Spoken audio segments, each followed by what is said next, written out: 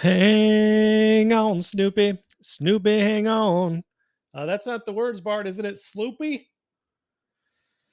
Yeah, it's Sloopy, but the mascot for MetLife is Snoopy, right? One of my favorite cartoon characters of all time, with Bugs Bunny being the goat. I would have to put old Snoopy in the top five, I would say. List your goat of cartoon characters in the comments down below, and maybe even your top five if you have team. I've told you this once, twice, three times, a lady. I can't think and talk at the same time. Wait a minute, that didn't make sense. Sometimes I can't think and talk at the same time. So I was looking at MetLife because I've got a position that I've been in, I don't know, for 10 years, it feels like. It's finally breached my strike price of 57.50. These were puts that I sold way back. If we go back to the time machine, way back to, I don't know, third week of April. So I was thinking of doing something crazy. I was thinking of just buying this son of a gun closed. Can we do these 5 contracts? I got 500 shares, 5 put contracts at 57.50 that expire on July 21st, so 2 weeks from today. But I'm just tired of staring at this trade because it's making my butt stink. So I thought, what if I was able to get these things closed at $475 cost, and then just get it off the books, release the collateral, release the hounds, release the Kraken, $28,750. We got 6 minutes until the market closes. Does anybody want to take me up on that? At this moment, the answer is no. I'm willing to go up to what they're saying, which is $1 a share. Let me pull up MetLife on the Swatch Watch over here, so I can keep a side eye on it. MET ABC. Easy as 1, 2, 3. 57.53, and still don't have my contracts filled, but I wanted to just get it off the board so I can show you why. What does this say? It says my Pepsi options are out of the money. Well, that's good to know. So let's continue here and see if we can't close this. I don't want to spend $500 on this right here and right now, but I'll show you why that I am. This should fill right away. What do you say? There they go. Okay, so I just spent 500. Oh, look at that. You are easily amused. I am easily amused because look, it only cost me $450. So in my mind, I made $50, even though I spent $450. And here's what I mean by that. So if we go into this trade, let's go into the beginning of this trade with MetLife. Way back, let's go back in the time machine, way back when, because time can do so much. So on April 21st, I put on a put credit spread and collected $140 bills, right? And it was a 57 strike short leg. We sold that. And then as protection, we bought the $54 long leg, creating a $3 wide spread. And that was to expire on Cinco de Mayo on May 5th. And then on May 4th, a day before that expired, we went ahead and we sold that protection. We sold the long leg, the $54 strike, and we collected another $225 bills. And then simultaneously, we rolled out the barrel on our short leg, the $57 put. We rolled it out 1 week from 5.5 to 5.12 and collected yet again another dollar bill. In fact, 360 of them. So we're like, hey, this is great. We're stacking cash.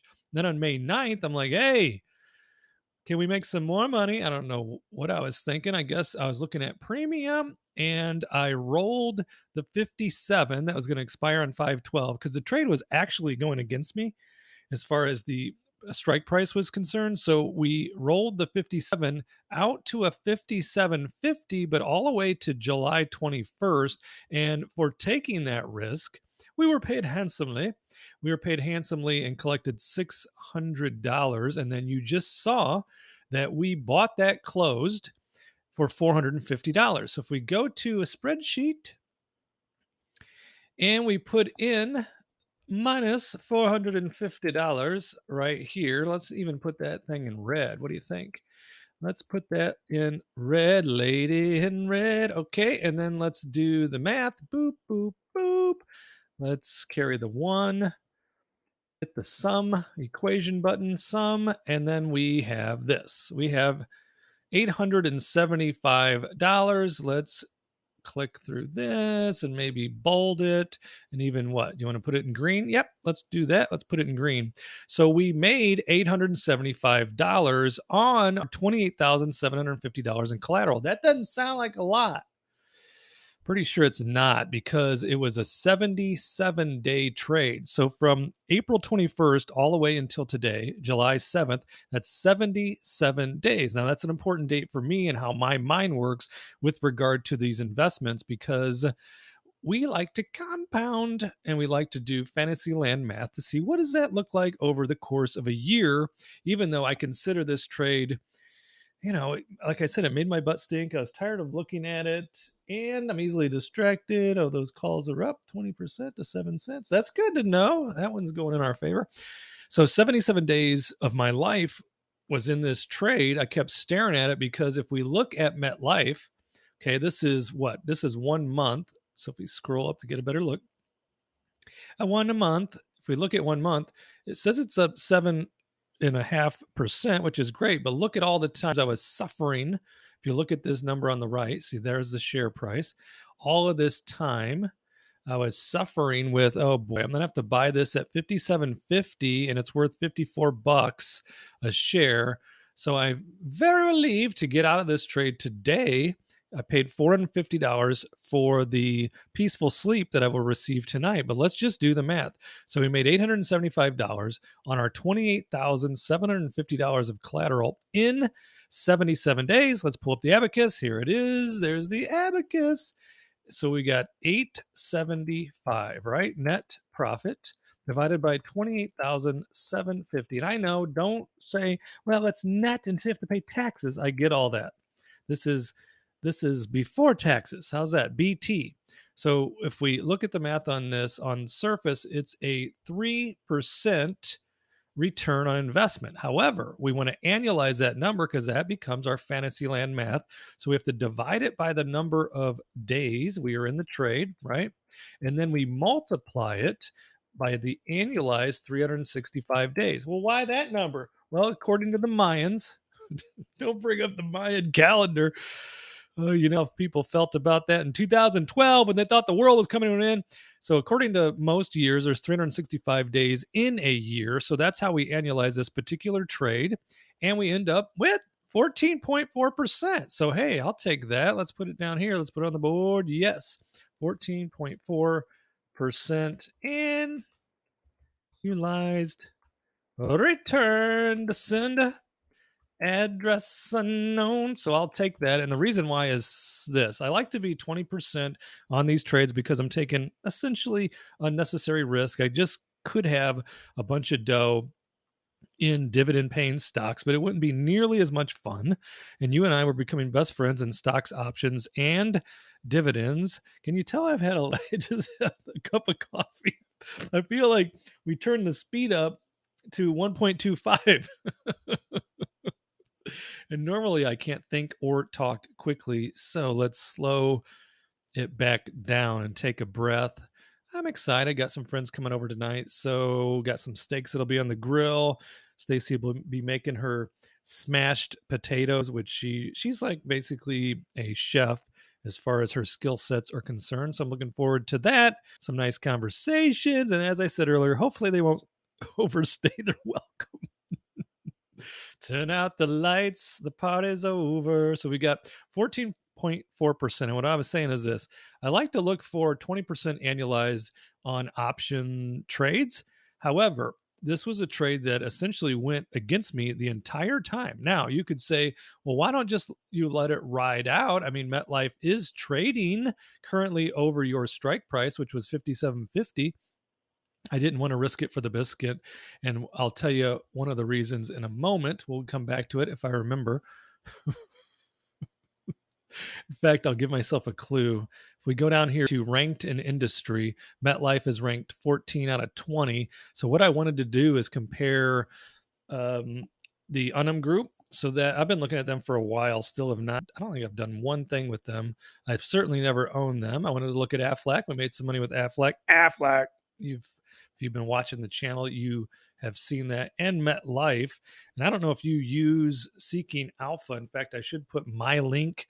I should start putting my link in the description below all the time so that if you ever sign up for the premium, you'll get a little bit of a discount and they'll give me like a couple dollar bills for my trouble. Might go out and buy a Snickers with that. But if we compare, they have a new feature where you just type in compare.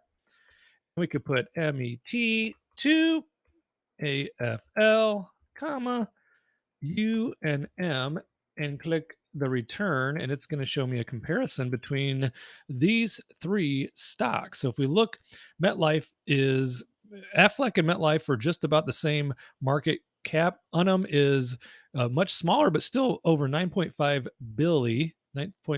billion. How many analysts cover it? Wall Street analysts, Seeking Alpha analysts. And then if we look at the numbers, okay, so this is, let's go 5-year price return. So if we click on 5-year price return, we see MetLife has returned 26.69%, Aflac 61.53%, and Unum at 24.45%. So that tells me if I'm going to own any of the three based on this one particular analysis, I would want Aflac. Okay, so if we click through, let's go to like return on the capital or return on equity. That starts with an R, right? Okay, so return on equity. And this is the TTM, the trailing 12 months. So if you look at the return on equity over the last 12 months, MetLife 2.32, Aflac 7.61, and Unum 4.41. And now you come down here, we look at those divvies because we like to collect the divvies, right? So out of the three, MetLife has by far the highest dividend yield. So this is forward, this is trailing 12 months, and this is 4-year yield average. Now, what you want to be able to see if you're looking at the dividend yield theory, that states that over time, companies like MetLife, Aflac, and Unum will return to the mean, which they would return more to this 4-year average than they do compared to what they're at now. So if you have a dividend forward that's lower, so this 2.41% is lower than the 4-year average, then it's saying that maybe Aflac might be a couple dollar bills, could be a couple dollar bills overpriced. Okay. All right. So, and then on this side, MetLife states, according to dividend yield theory, at 3.67 with a 4-year average of 3.52, that maybe MetLife is a little bit underpriced. So I would analyze all of that and consider what I'm going to do next. Also looking at premiums on particular assets as well before making options moves. So I wanted to move out of MetLife. I was able to successfully do so. And it was because of this math that allowed me to spend $450 today to get out of that trade. Now, what it does, because I was just like, just twiddling my thumbs on that $28,750 with simultaneously crossing my fingers that I wouldn't have to be put those shares at a strike price that was higher than the current share price. So now I've got $28,750 back in the coffer. Okay. So it's back in the old coffer. Turn your head. And now we can use that money to get into some other trades, some different assets, and see right before your very eyes. If you rewind it a little, you'll see this number change from 1.9 million and change to over 2 million. And that's our buying power based on what we can trade with and what we can buy assets with. Currently, and that's because of margin. So margin is essentially credit that Robinhood and other brokerage provide based on your assets that are inside of their brokerage. I don't use margin yet, but at some point I think I'm going to. Might be sometime soon. So keep an eye on that. I wanted to get on here for that final trade, and I was happy to be able to do it in front of your very eyes so you can see the actual numbers and how I think about these types of trades. Whereas, spending $450 just doesn't seem like the way to end a trading Friday, because that negated, it negated $450 worth of premium are already collected. But we'll run all the numbers, see how we did for the week, how we did for June, how we did for May, how we did for the first half of 2023 as far as the premiums and dividends collected along with interest. Because, on our cash down here of 517,000, we're earning 4.65% return. So pretty nice, as they say. And that is how we're going to end today. If I don't get back to you over the weekend, then I want you to make sure to have a fine weekend with you and your loved ones, your friends, your family members. You're my friend now. Hopefully we can be friends forever. And you know what to do. Subscribe, like, comment. And we ended up over the 1.67 mark. Finally. I'll explain the hole I dug for myself months ago. If you've been watching the channel for a while, you know that hole that I dug, starting to finally come out of it. Made an enormous trading mistake that, you know what, it is what it is. I don't have FOMO. I told you my two superpowers. I never get bored, and I don't suffer from FOMO. In fact, I have a philosophy called LOMO, which is the love of missing out. We'll get into those details in another video. Until that time, until we meet again, I'll see you in the next video.